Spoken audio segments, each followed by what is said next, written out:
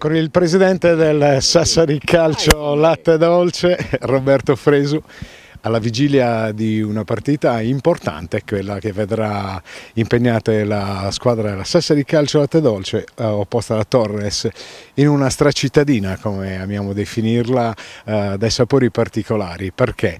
Per ovvie ragioni il progetto Latte Dolce sta riscontrando successo, soprattutto per quanto riguarda i risultati e i progetti.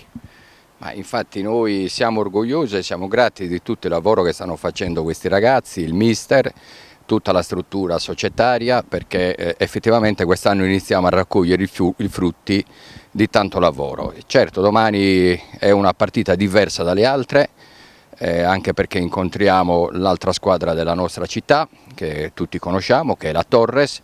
È una partita che fa storia a sé, è diversa da tutte le altre, per cui anche il risultato è aperto, per cui noi scendiamo con la nostra tranquillità, la nostra serenità, senza pressione, perché questi ragazzi ci stanno dimostrando che domenica dopo domenica stanno facendo sempre qualcosa di straordinario. E di questo siamo tutti contenti, andiamo avanti giorno per giorno. In un campionato che vede leader un'altra squadra sarda, il Lanusei, che probabilmente all'inizio della stagione nessuno teneva in considerazione, però torniamo al discorso della programmazione, della voglia di fare e soprattutto quella che è l'espressione proprio di una zona particolarissima, ma come quella dell'Ogliastra, che vede primeggiare i ragazzi del Lanusei. Ma effettivamente, come dice lei, quest'anno ci ritroviamo con due squadre sarde ai vertici del campionato e mi sembra che questo non accadeva forse dal 2016 Olbia Torres.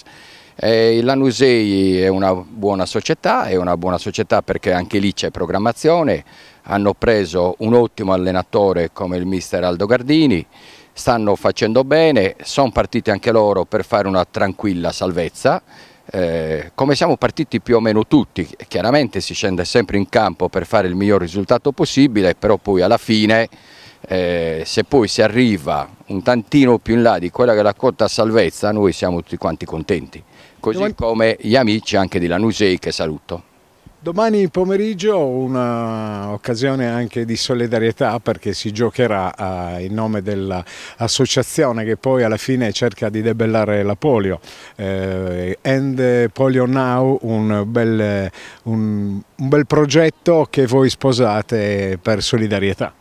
Assolutamente sì, siamo sempre sensibili a tutte queste dinamiche nel sociale, per cui questo mi sembra che sia già la seconda volta che destiniamo una parte dell'incasso per questa iniziativa, così poi come anche domani verrà presentata tra l'intervallo della partita anche la quarta serie, che il calcio alla fine deve essere uno sport per tutti, anche per quelli meno fortunati. L'abbattimento delle barriere nello spirito comune è quello della Sassari Calcio Latte Dolce, con la crescita dei giovani e soprattutto l'abbattimento delle barriere e inclusione davvero a tutto tondo con questo progetto.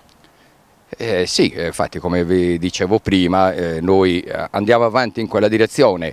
Questo abbattimento delle barriere lo vorremmo portare anche nella struttura giù di via Leoncavallo, dove stiamo iniziando a ragionare per sistemare anche la parte dell'altro campo in terra battuta, renderlo utile anche per tanti ragazzi che si trovano nelle scuole e che magari non hanno neanche la possibilità di fare ginnastica. Noi siamo più che disponibili per mettere questa struttura a disposizione.